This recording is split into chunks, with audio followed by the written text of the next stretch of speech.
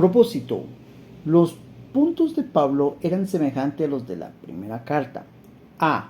Alentar a los nuevos convertidos perseguidos según 2 Tesalonicenses capítulo 1 verso 4. Tanto que nosotros mismos nos gloriamos de vosotros en las iglesias de Dios, por vuestra paciencia y fe en todas vuestras persecuciones y tribulaciones que soportáis.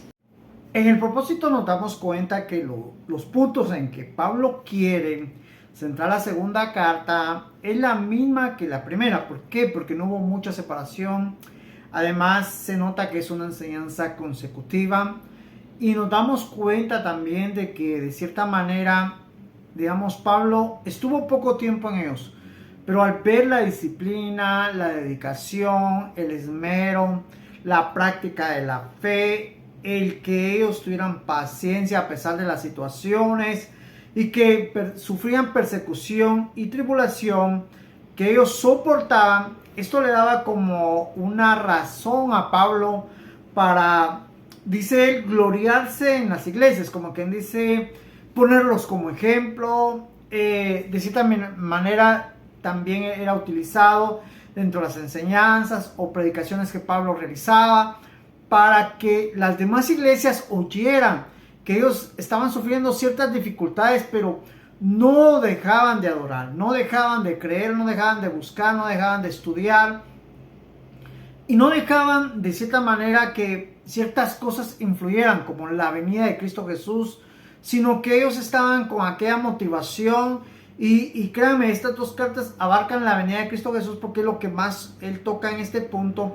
Pero a pesar de ello, ellos dedicaban tiempo al estudio y a conocer. Y por eso es que Pablo les dice que ni por otra carta, ni por ciertos puntos que ya vimos en la lectura, ellos se muevan en la manera de pensar. Digamos, que ellos estuvieran bien. Cristo viene pronto, Cristo viene ya.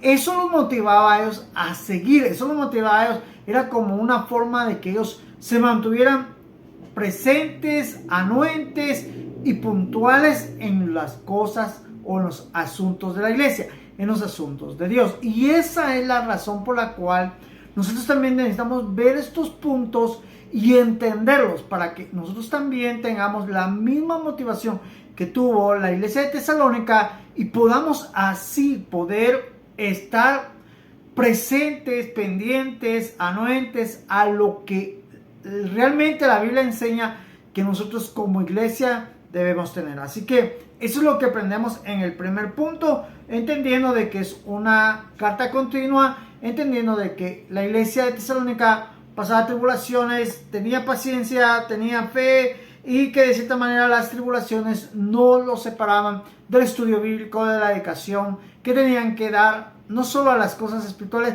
sino dejar que el Señor los fortaleciera en medio de tanta situación. B. Exhortar a la iglesia a tener una vida disciplinada y a ganarse su sustento, según 2 Tesalonicenses capítulo 3 versos 7 y 10. Porque vosotros mismos sabéis de qué manera debéis imitarnos, pues nosotros no anduvimos desordenadamente entre vosotros, porque también cuando estábamos con vosotros os ordenamos esto: si alguno no quiere trabajar, tampoco coma. En el punto B del propósito, entendemos que Pablo le está hablando a Tesalónica para que sean una iglesia ordenada, disciplinada, que de cierta manera tengan un buen testimonio, que se den cuenta que de cierta manera es beneficioso comportarse como cuando Pablo estuvieron en ese lugar. Pues dejémoslo de esta manera. Digamos, al ver persecución, Pablo podía salir y confrontar a los que le estaban persiguiendo, llegar a inclusivemente a golpes, a defenderse, inclusive a tomar armas, pero no, él huye. De cierta manera los evita, trata de no confrontarlos, se da la oportunidad de vivir porque ya llegó el punto en que ellos lo buscaban y lo querían matar. Entonces Pablo les dice que cuando ellos estuvieron ahí, por favor, ellos se muevan de una manera ordenada. Eso está en el verso 3 y verso 7. Capítulo 3 y verso 7. Porque vosotros mismos sabéis de qué manera debéis imitarnos. Como que dice, Pablo les da la invitación a que os imiten, comportamiento, educación, imiten ciertas cosas de ejemplo, que den buen testimonio, que ellos realmente están reflejando la vida que Cristo quiere que reflejemos. Ahora dice, pues nosotros no anduvimos de manera desordenada entre vosotros. De cierta manera les está diciendo, miren, en nosotros ya no había malas palabras, en nosotros ya no había conductas erradas, nosotros ya no había contestaciones malas, ya no había un mal carácter, ya no había, digámoslo, todo esto necesitamos comprender, porque miren, hoy en día se nos habla de los postreros tiempos y se nos habla de que de cierta manera serían tiempos difíciles. Y hoy en día, ¿cuánto cristiano evangélico pone como una forma de pretexto para no dar un buen testimonio, para no hacer las cosas correctas?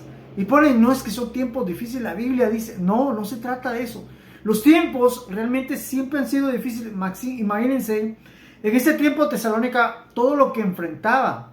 Entonces, Pablo les requería a ellos mantener un buen testimonio, mantener una buena conducta, hacer que realmente las personas de afuera vieran en ellos la forma en que ellos se estaban comportando. Entonces, eso, a pesar de las tribulaciones, a pesar de las persecuciones, a pesar de todo lo que estaba pasando, ellos tenían paciencia y lo hacían. Entonces Pablo dice, sigan así, imítenos, síganse comportando de esa manera. Está dura la situación, pero sigan haciendo eso. ¿Por qué? Porque realmente es necesario que ellos anduvieran dando un buen testimonio en medio de tanta situación.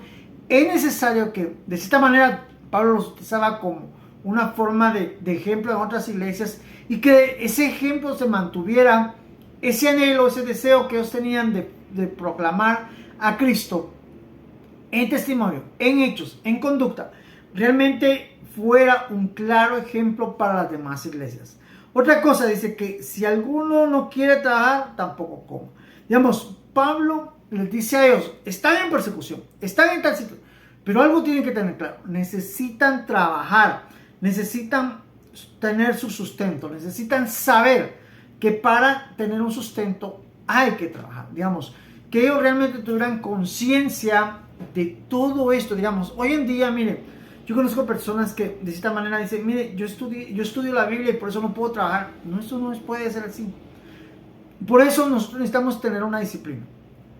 Tener el tiempo de trabajo y en los tiempos libres hacer un esfuerzo. Créanme, el buscar a Dios es un esfuerzo, porque tenemos que entender que la mayoría de nosotros damos nuestra fuerza para el trabajo, y para Dios como que es el esfuerzo, como que dice cuando ya no tenemos fuerza, cuando ya no podemos más.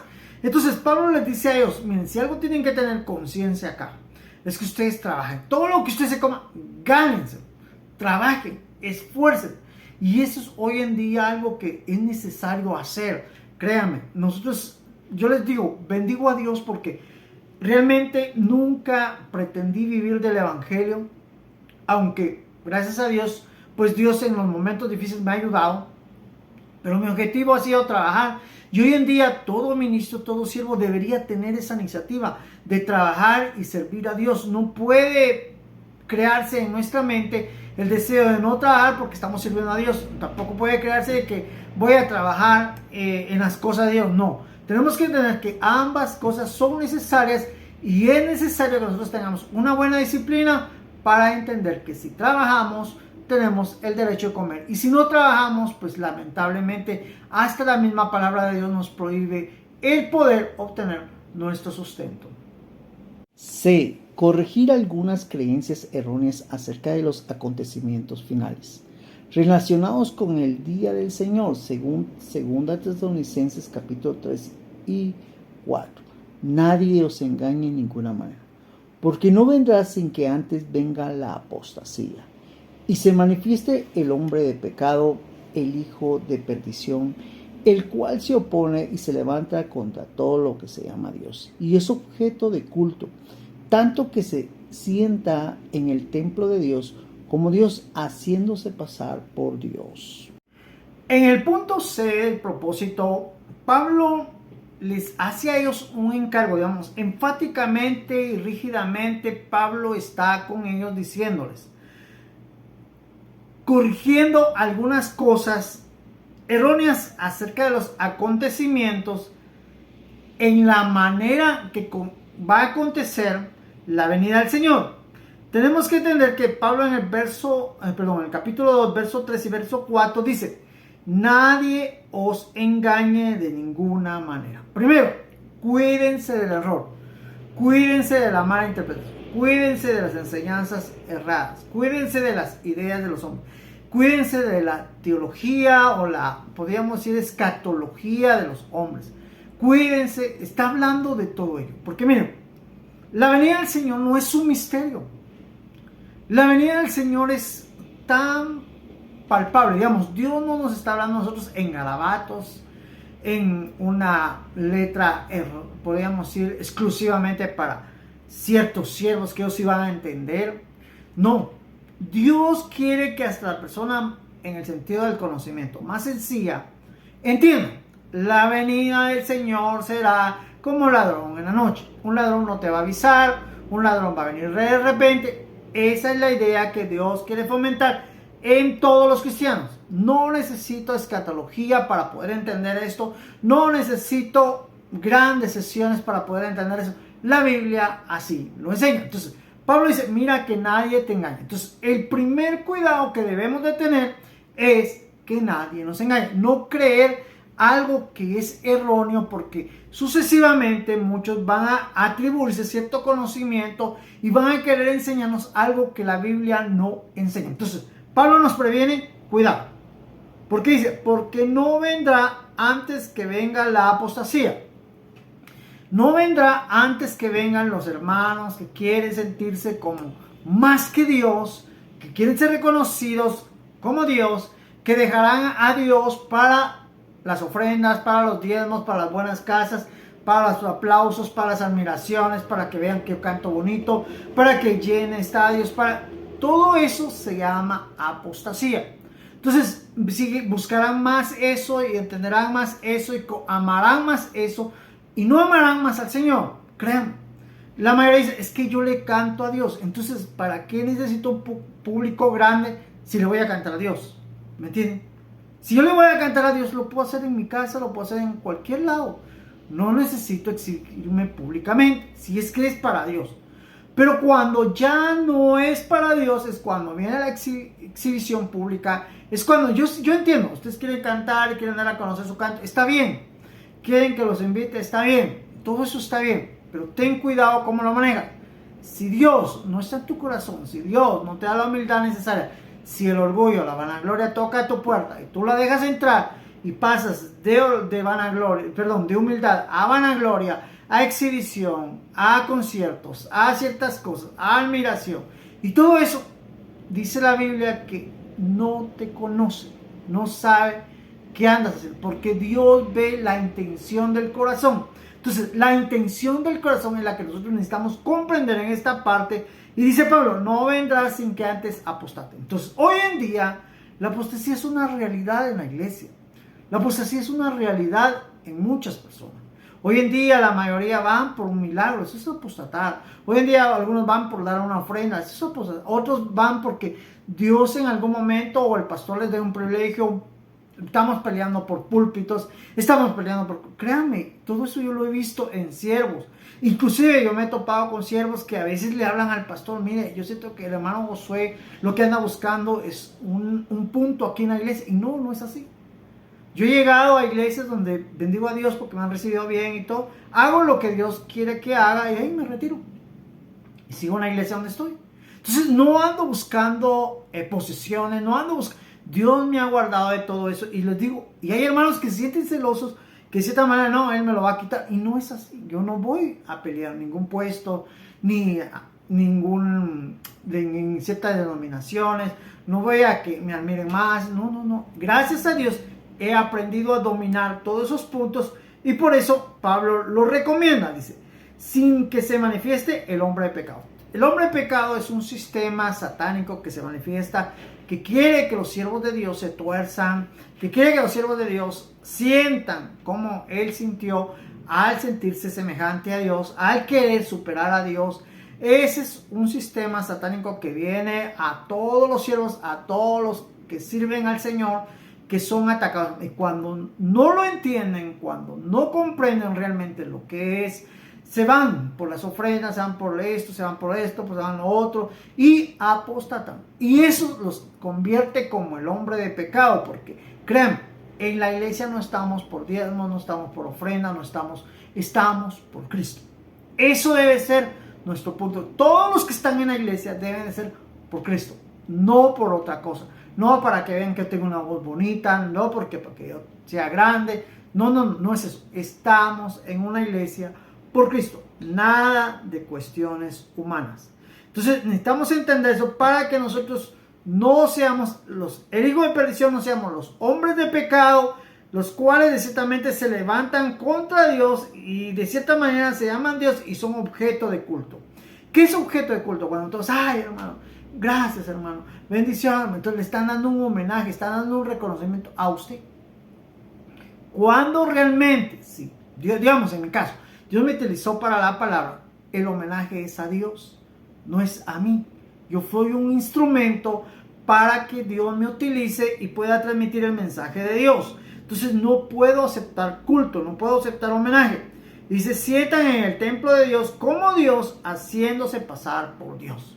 Entonces ya de cierta manera, miren, ya no es aquello, no, que solo usan el nombre de Dios como una manera de disfrazar su ego, su vanagloria, su orgullo, la admiración, el aplauso y todo eso que alimenta lo que los hace errar y se manifieste el hombre de pecado. Así que si entendemos esto es lo que realmente quiere evitarnos Pablo, y todos aquellos que lo entendamos sepamos manejar todo ello. Si alguien, créanme, a mí a veces me ha acercado, mano, hoy sí, mire, yo siento que ese mensaje que usted, Dios me habló y que no sé qué, entonces vaya y agradezca a Dios. Sí, pero quiero agradecer a usted, gracias. Pero créanme, este mensaje me lo dio Dios. Entonces, ¿quién es el autor de ese mensaje? Dios. Entonces, agradézcaselo. Así es como nos debemos de comportar para saber manejar de cierta manera lo que Dios hoy nos concede. Así que vamos, te veo en primera de Timoteo.